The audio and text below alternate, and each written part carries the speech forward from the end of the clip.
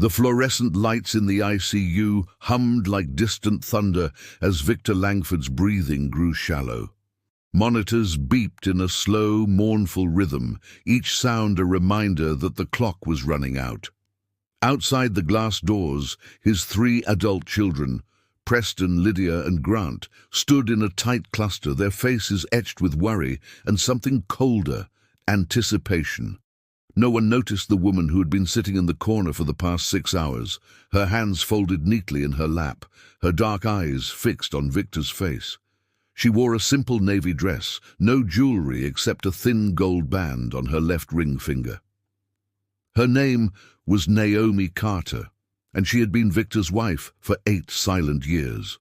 Naomi had met Victor at a jazz lounge in New Orleans, where she was managing the sound for a charity concert. He was there incognito, no entourage, just a man in a tailored coat sipping bourbon and listening to the saxophone. When the set ended, he approached her, not with the arrogance she expected from a billionaire, but with genuine curiosity about the mixing board. "You make the music breathe," he told her. She laughed, thinking he was flirting. He wasn't. He was already in love. Their first date was crawfish and cheap beer on the levee. Victor didn't mention his last name for 3 weeks. When he finally did, Naomi Googled him and nearly ended things. "I don't do spotlights," she said, "and you live in one." He promised her shadows instead, private dinners, quiet weekends in a cabin no one knew about, a life where his wealth was a tool, not a cage. She believed him because he believed it too. They married in a courthouse in Baton Rouge. 2 witnesses pulled from the hallway. Victor wore jeans, Naomi wore a yellow sundress. No rings at first. He had them made later, simple bands engraved with coordinates, the exact spot on the levee where they'd shared their first kiss. "No announcements," he said. "My family will try to dismantle us." Naomi, who had grown up in foster care and built her sound engineering business from nothing, understood survival. She agreed to the silence. For 8 years, they lived in 2 worlds. Victor flew private to board meetings in New York and London, then landed in New Orleans to cook gumbo with Naomi in their Garden District home.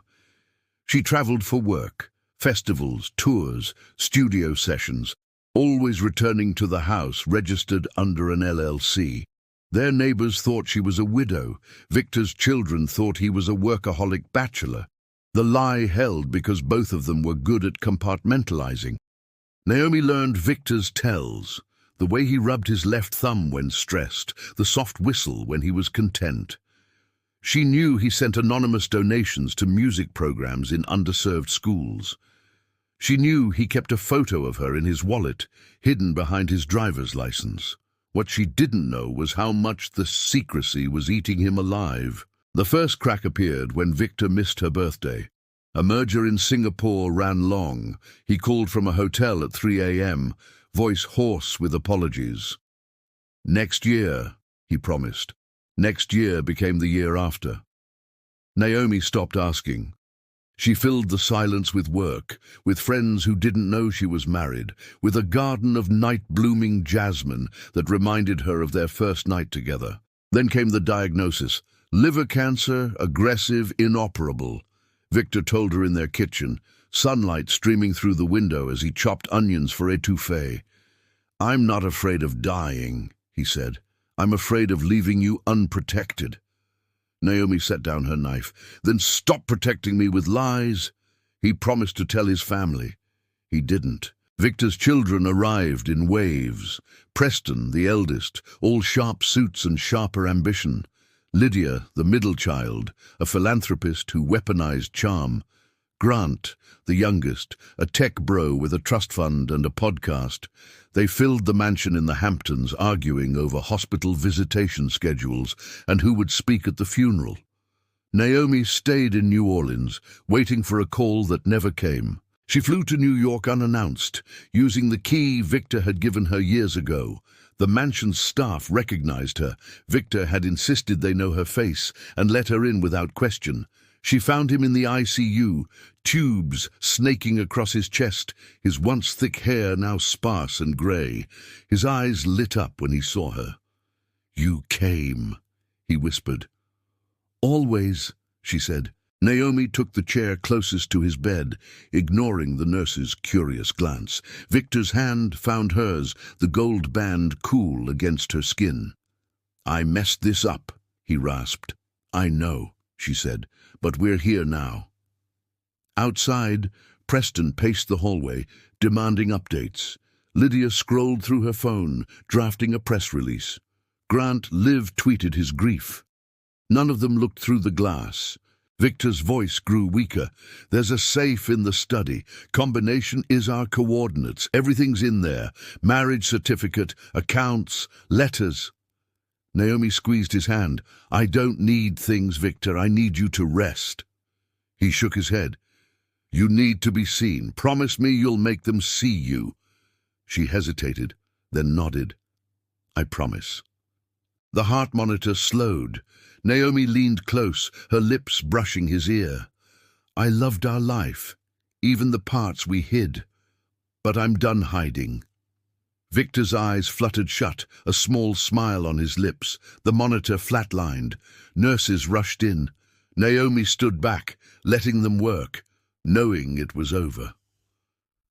When the doctor pronounced the time of death, she didn't cry. Not yet. Preston burst in first, face red. "Who are you?" he demanded. Naomi met his gaze. "I'm his wife." Lydia laughed, a sharp, brittle sound. "That's impossible. Dad never married." Grant filmed the scene on his phone, narrating under his breath. Naomi ignored them, kissing Victor's forehead one last time before walking out. In the hallway, she leaned against the wall, the weight of 8 years crashing down. A young nurse handed her a tissue. "Were you family?" she asked softly. "I was his everything," Naomi said. The nurse nodded, understanding more than the Langfords ever would.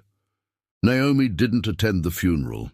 Instead, she went to the Hamptons mansion alone, using Victor's key. The house was empty, the family at the cemetery. She found the study, opened the safe. Inside, their marriage certificate, bank statements showing accounts in her name, a USB drive labeled "For Naomi," and a letter in Victor's handwriting.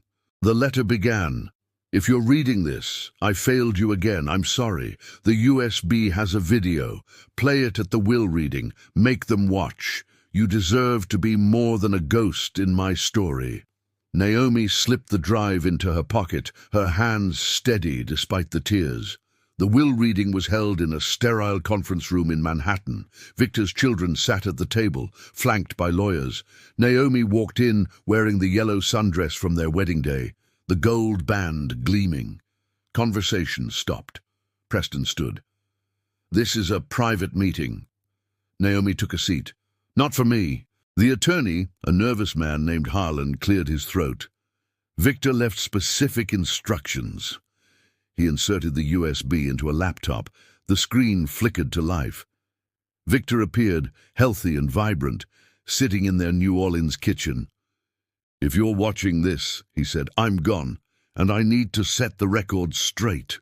He spoke for 10 minutes, about meeting Naomi, about falling in love with her mind, her laugh, her refusal to be impressed by his money, about marrying her in secret because he was a coward, about the life they built in the margins of his empire.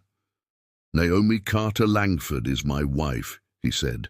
"Everything I didn't give my children, my time, my honesty, I gave to her. She deserves it all."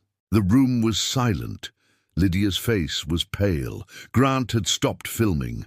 Preston's jaw clenched so tight Naomi thought it might crack. Harlan continued reading the will. Naomi inherited the New Orleans house, the cabin, liquid assets worth hundreds of millions, and a 40% stake in Langford Media, enough to veto any major decision. Preston exploded. "This is fraud!" His lawyer scrambled to object.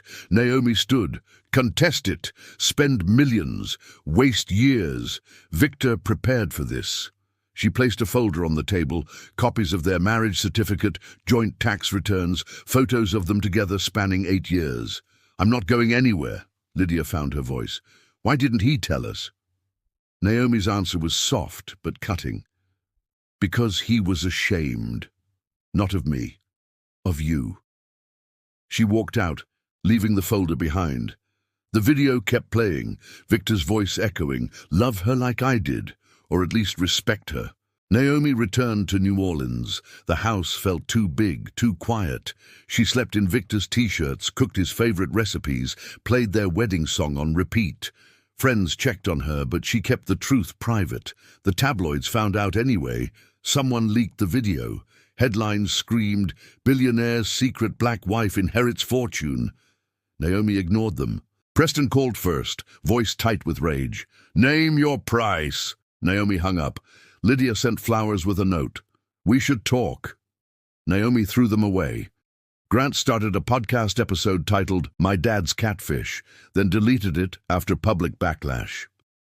Naomi focused on the music studio she'd always wanted to open, using Victor's money to fund scholarships for young black sound engineers. 6 months later, Lydia showed up unannounced. She stood on the porch, designer coat out of place among the jasmine. "I watched the video again," she said. "Dad looked happy, happier than I ever saw him with us." Naomi didn't invite her in. "What do you want, Lydia?" "To understand, and maybe to know you." Naomi studied her. Lydia's eyes were red, her polish chipped. "Come back tomorrow," Naomi said. "Bring coffee. We'll start there." Lydia nodded, a small, hopeful smile breaking through. It wasn't forgiveness, but it was a beginning. Preston never apologized. He lawyered up, filed motions, lost in court. The judge cited the video, the documents, Victor's clear intent. Preston's share of the company shrank as Naomi's grew. He sold his stake and moved to Dubai, bitter and broke in spirit, if not in bank account. Grant tried to monetize the scandal, then crashed when sponsors pulled out. He ended up working for Naomi's studio, humbled, learning sound mixing from the ground up. "Dad would have liked this," he said one day, adjusting levels on a track. Naomi didn't disagree. The studio thrived. Naomi named it Levy Sound, after the place where Victor first kissed her. Kids from the 9th Ward learned to engineer alongside Juilliard grads. Naomi taught master classes, her yellow sundress a signature look. She wore the gold band proudly now, no longer hidden. On the first anniversary of Victor's death, Naomi returned to the levee. She brought a bottle of bourbon and 2 glasses. The river rolled by, slow and steady. She poured 1 glass, drank from the other. "You kept your promise," she whispered to the water. "They see me now." Lydia became a regular at the studio, funding outreach programs. She and Naomi shared coffee on the porch most Sundays, talking about everything except Victor at first. Then, slowly, about him. Lydia brought photos from his childhood. Naomi shared stories of their secret life. They laughed over his terrible dancing, cried over his regrets. Grant proposed a scholarship in Victor's name. Naomi agreed, on the condition that recipients had to learn an instrument and a trade. "Balance," she said, like he never had. The first recipient was a girl from Naomi's old neighborhood, shy but brilliant with a mixing board. Naomi never remarried. She dated once, a kind saxophonist who understood silence. It didn't last. He wanted the spotlight she'd finally claimed. She was okay with that. Her life was full. The studio, the kids, Lydia's tentative friendship, Grant's redemption arc. On what would have been their 10th anniversary, Naomi hosted a concert at Levy Sound. The lineup, students, mentors, a surprise guest. Wynton Marsalis, who'd heard about the studio and wanted to play. The courtyard overflowed with people, music spilling into the street. Naomi stood on the levee afterward, the river reflecting the moon. She took out the gold band, kissed it, and slipped it into her pocket. Not to hide it, but to carry it differently. Victor's love had been her shadow for 8 years. Now it was her light. She looked up at the stars, found one that seemed to pulse. "We did it," she said. The star winked back. The next morning, the Times-Picayune ran a profile.